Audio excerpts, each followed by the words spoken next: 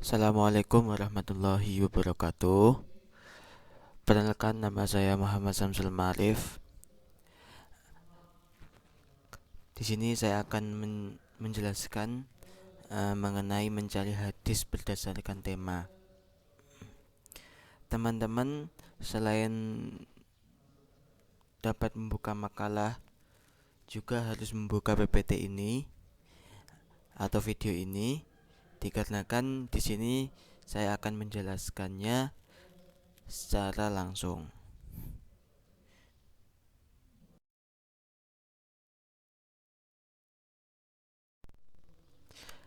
Sebelum lebih lanjut membahas atau mencari hadis melalui tema, lebih baiknya dulu kita mengenal dulu kitab Miftahul Kunuz Al-Sunnah ini.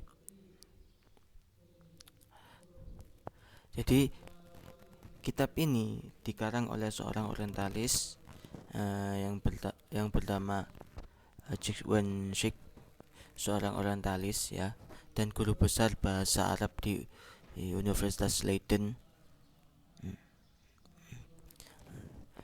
Kitab ini disusun selama 10 tahun. Dasar dari kamus ini adalah Mu'jam dan Musnad Zaid bin Ali, Musnad Abi Dawud, Al-Toyalisi, Tobakat Ibnu Sa'ad, Sirah Ibnu Hisham, dan Maghazi Al-Waqidi.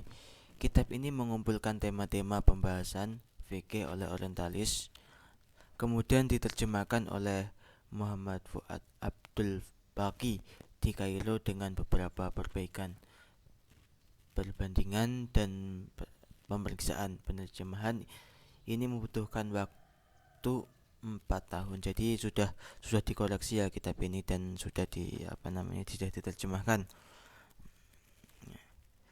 Nah, selebihnya nanti saya tunjukkan covernya seperti apa kitab ini. Nanti selanjutnya kita akan membahas bagaimana mencari hadis berdasarkan tema-tema hadis.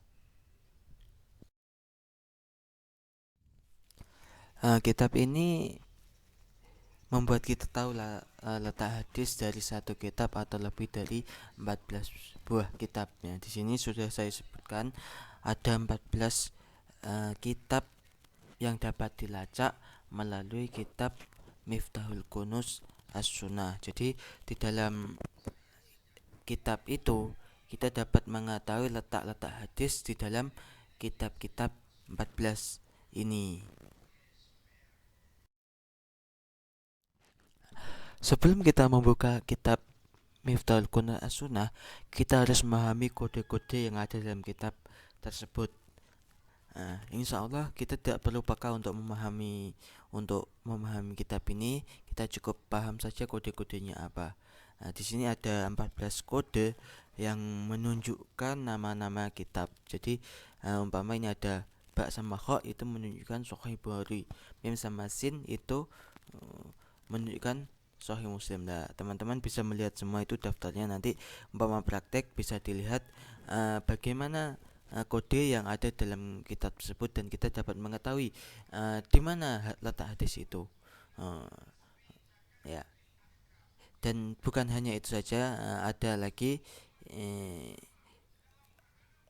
kode-kode yang harus kita pahami di slide berikutnya. Kode-kode selanjutnya yaitu kita kode yang mengetahui keterangan-keterangan dalam hadis tersebut. Di sini ada 7 kode.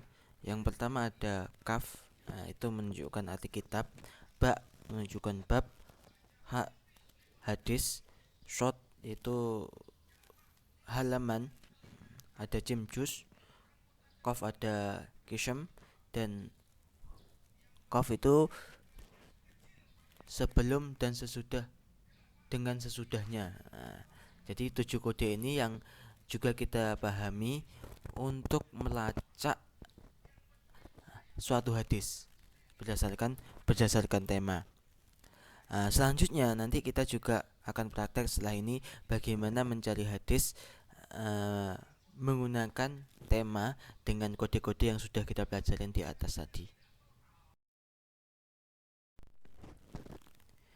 Ya, selanjutnya kita akan praktek bagaimana mencari tema hadis di dalam kitab ini. Di sini saya menggunakan contoh hadis al-imanu bid'un wa sab'una au bid'u wa situna sabah wa afdaluha qaulu la ilaha illallah wa adnaha imatatul adza anit tariqi wa ila akhir. Jadi kita mencari temanya, yaitu tema hadis ini di atas adalah al-iman. Kemudian kita cari kata lafadz al-iman pada tempat tersebut.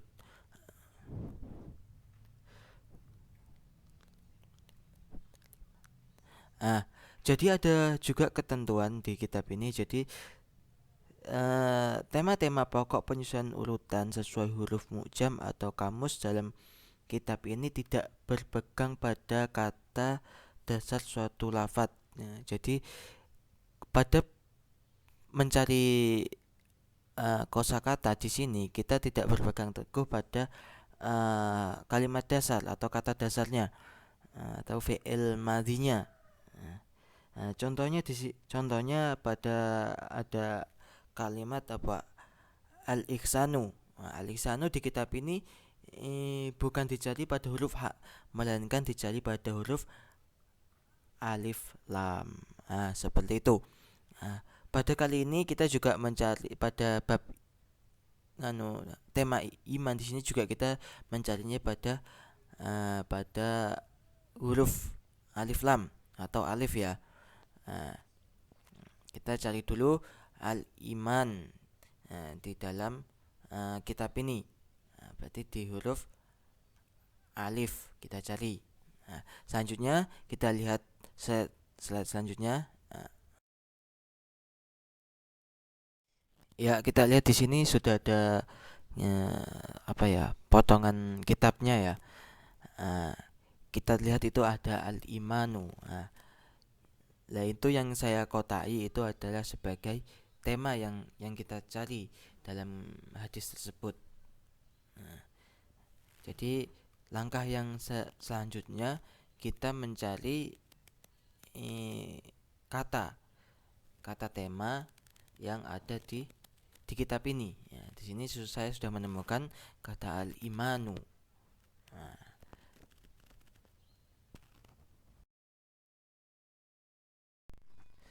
Ya, langkah selanjutnya yaitu lafadz iman. Tadi kita sudah menemukan lafadz iman. Dan kita lihat di bawahnya itu ada banyak sekali judul yang ada. Lihat kalian, teman-teman bisa melihat di kitabnya nanti, atau nanti ada di slide selanjutnya kita tunjukkan. Ada banyak sekali tema. Akan tetapi kita mencari judul yang sangat mendekati atau yang paling mirip. Di sini saya menemukan judul yang sangat mirip, itu al-imanu bid'u wa sab'una sabah. Ya, kemudian setelah kita menemukan judul tersebut, maka kita harus melihat di bawahnya ada kode-kode yang harus kita baca. Ya, lah ini adalah potongan kitab selanjutnya. Yang saya beri tanda panah ini yang warna oranye yang sangat kecil. Mohon maaf agak kecil ya. Saya harap teman juga bisa melihat. Itu ada al-imanu bid'u wa sab'una sabah atau subah. Maaf, salah baca. Di sini inilah tanda ini judul dari hadis yang akan kita cari. Ya, pada langkah selanjutnya di sini saya sudah mencantumkan potongan kitab yang situ saya beri tanda kotak oranye, itu menunjukkan kode-kode hadis yang harus kita pahami. Insya Allah nggak rumit kalau kita teliti untuk melihatnya ya. Kita lihat pada bagian pertama itu ada ba sama kho. Nah, itu kita baca langsung saja. Lihat Sahih Bukhari kitab kedua bab ketiga. Yang kedua ada mim sin, itu berarti Sahih Muslim. Lihat kitab Sahih Muslim kitab ke 1, kitab 1 hadis ke 57 dan 58. Nah, selanjutnya teman-teman juga bisa membacanya di bawahnya, itu dibaca sendiri. Saya harap teman-teman bisa memahaminya sendiri, tidak perlu saya bacakan semuanya, karena untuk memahami ini kita juga harus teliti dalam melihat kode-kode. Kode ini insya Allah nggak rumit kalau kita tahu kode-kodenya apa.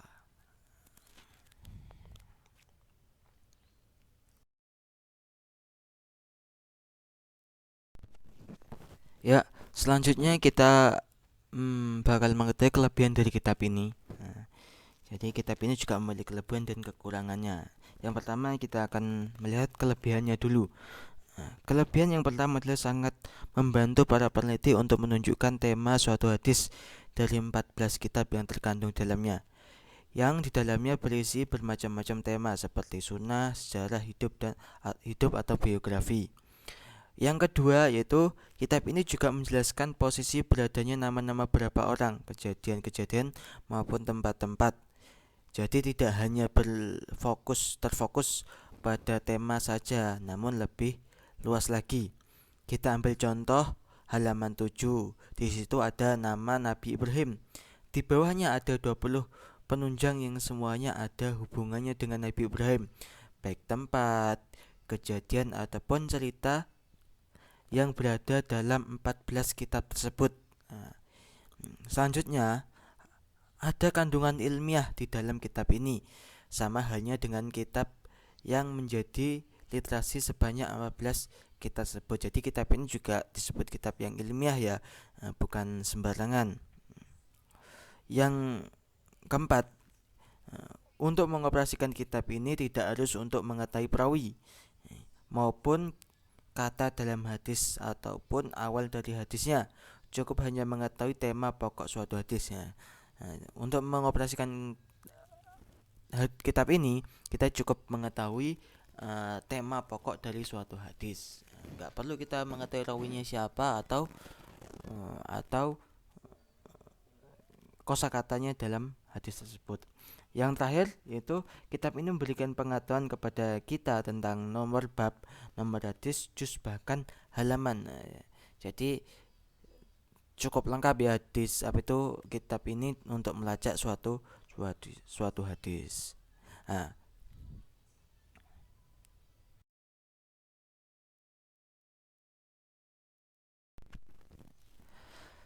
selanjutnya yaitu kekurangan dari kitab ini ya. Jadi namanya ciptaan manusia ya, masih ada kekurangannya.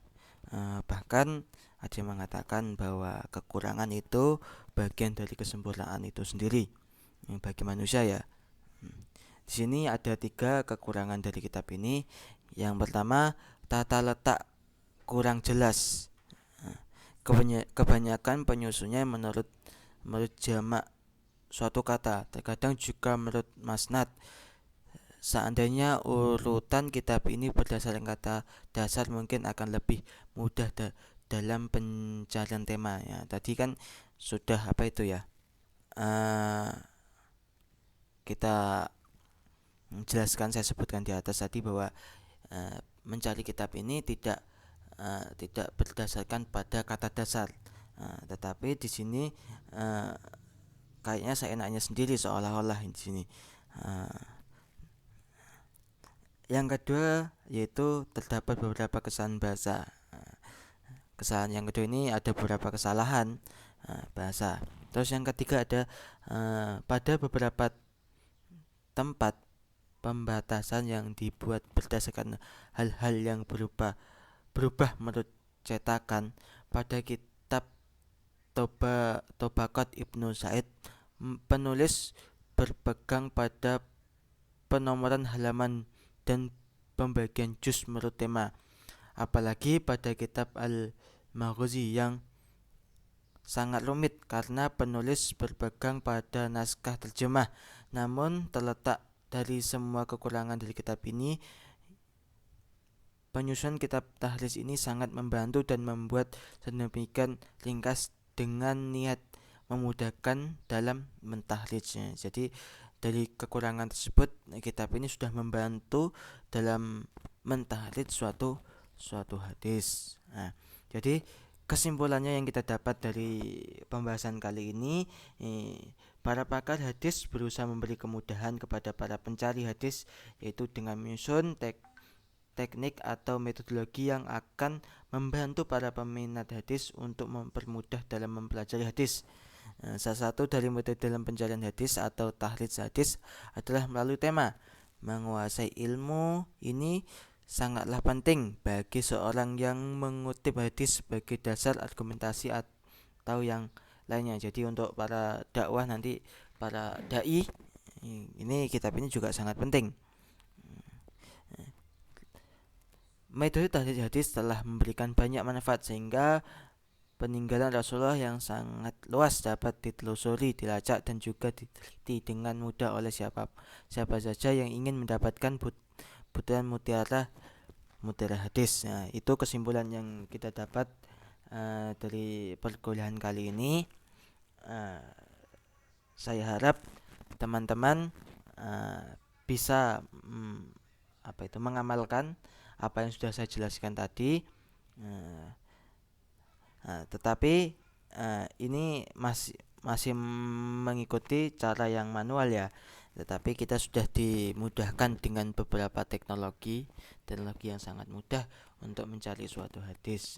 Kita dapat mencarinya melalui online atau dapat mencarinya melalui aplikasi-aplikasi Windows atau menggunakan aplikasi smartphone Android. Terima kasih. Ini yang saya sampaikan terakhir. Kurang lebihan mohon maaf. Assalamualaikum warahmatullahi wabarakatuh.